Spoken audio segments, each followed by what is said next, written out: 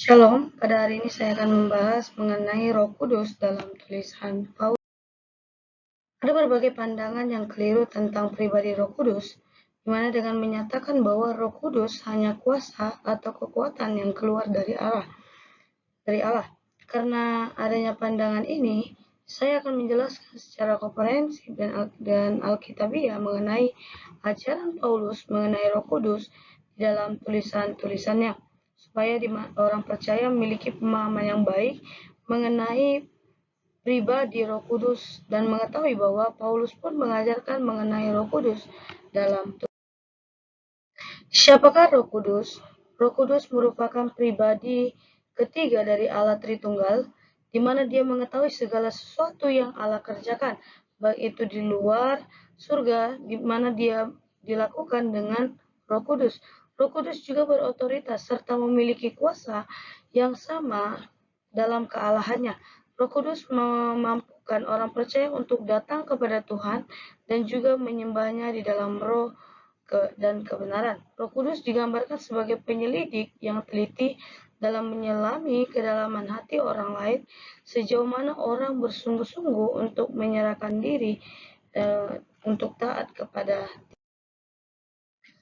Roh Kudus. Dalam bahasa Ibrani diambil dari kata ruah, dan di dalam bahasa Yunani juga dituliskan di mana Roh Kudus itu adalah pneuma. Kata ini diterjemahkan dengan kata Roh Kudus, dan kata ini bersifat netral yang pada dasarnya artinya adalah angin. Namun ada pandangan di mana menurut Mikael, roh itu seperti induk merpati, di mana pertama-tama menghidupkan dan mengembuskan nafas kehidupan ke dalamnya. Demikian juga roh yang memberi kehidupan baru pertama-tama kepada Yesus di dalam kuburan. Kita bisa melihat di dalam Roma 8 ayat 11 dan kemudian kepada kita. Nama-nama Roh Kudus yang dipakai Paulus yaitu ada Roh Allah, di mana Roh Allah adalah suatu sebutan yang digunakan Paulus. Kita bisa melihat di dalam 2 Korintus 3 ayat 3, 1 Korintus 3 ayat 16, dan di dalam Efesus 4 ayat 30, dan di dalam Roma 8 ayat 14. Apabila nama ini dipakai dan berkenan dengan Roh Kudus, maka hal ini menunjukkan bahwa ini fakta ia mempunyai hubungan yang nyata dengan Allah Bapa. Ini semua menyatakan bahwa Paulus menggunakan keterangan-keterangan dari Allah atau Roh Allah ini menunjukkan adanya hubungan dan pengenalan. Dan juga dia memakai kata Roh Kristus. Nah, Roh Kristus ini di mana Roh Kudus bekerja dengan giat dalam kehidupan Kristus selama pelayanan dalam dunianya, di mana Kristus yang telah mati bagi kita telah menjadi roh, dan kita harus mengakui bahwa roh ini adalah Roh Kristus, yakni Roh Kudus. Kita akan melihat bukti bahwa Roh Kudus itu adalah pribadi, di mana Roh Kudus itu memiliki pikiran. Kita bisa melihat di dalam Roma 8 ayat 17, di mana ayat ini mengatakan, dan Allah yang menyelidiki hati nurani mengetahui maksud roh itu, yaitu bahwa ia sesuai dengan kehendak Allah.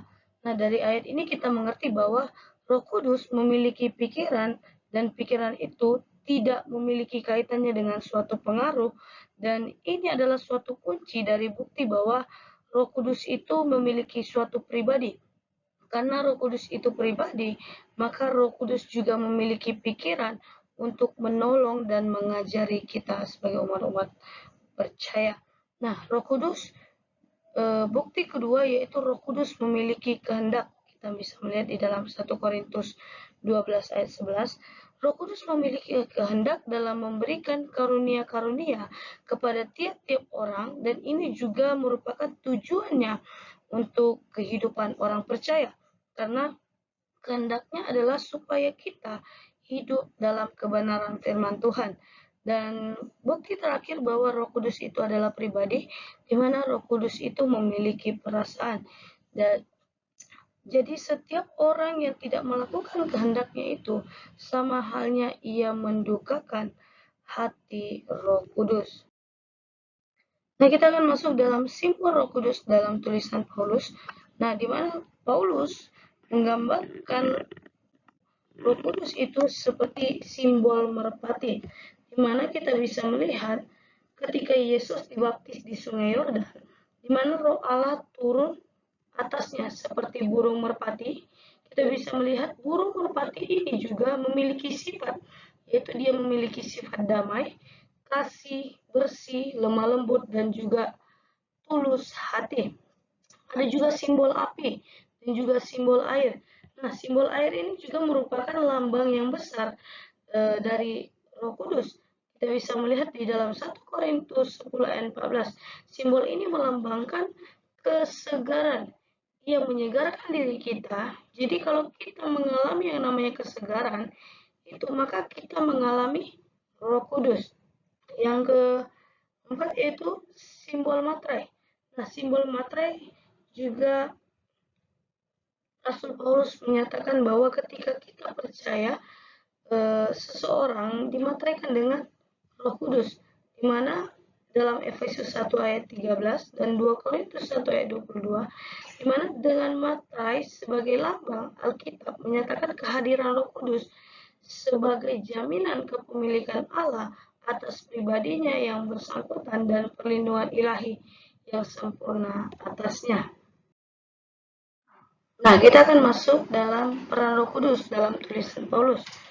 Nah, Paulus memberikan peran Roh Kudus itu sebagai Roh Kudus itu memateraikan, Roh Kudus itu juga memberikan kesaksian bagi orang-orang percaya untuk mengakui Yesus sebagai Tuhan, dan Roh Kudus sebagai penolong, di mana dia penolong bagi semua orang. Nah, Roh Kudus juga sebagai penghibur dalam setiap penderitaan, bahkan setiap yang kita alami. Nah, Roh Kudus itu memberikan penghiburan bagi kita ketika kita mengalami yang namanya penderitaan, bahkan permasalahan. Roh Kudus juga sebagai penuntun. Dia menuntun kita ke jalan yang benar. Dan yang terakhir, nah, Roh Kudus itu memberikan perlengkapan rohani bagi kehidupan orang percaya, di mana di dalam 1 Korintus 12 ayat 7 sampai 11 bahwa Roh Kudus memberikan perlengkapan rohani dengan menganugerahkan bagi setiap orang percaya dengan tujuan untuk dapat melayaninya dengan memberikan karunia-karunia yang berbeda, seperti memberikan mukjizat, karunia bernubuat, karunia untuk membedakan bermacam-macam roh, dan memberikan karunia berbahasa roh. Tetapi tujuan karunia-karunia ini diberikan hanya untuk satu tujuan, yaitu untuk memuliakan, mengagungkan, dan meninggikan. Dan yang menjadi kesimpulannya bagi kita pada hari ini, di mana kita bisa melihat bahwa Roh Kudus itu memiliki kepribadiannya. Bukan berarti Roh Kudus rohnya Allah ataupun roh Allah Kristus.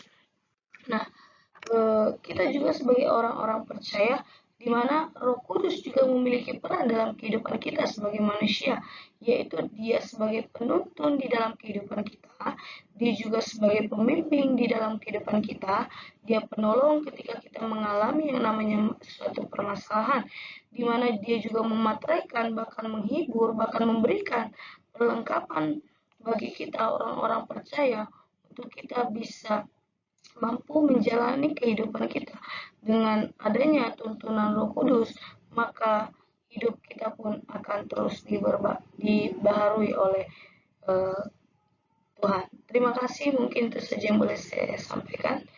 Shalom.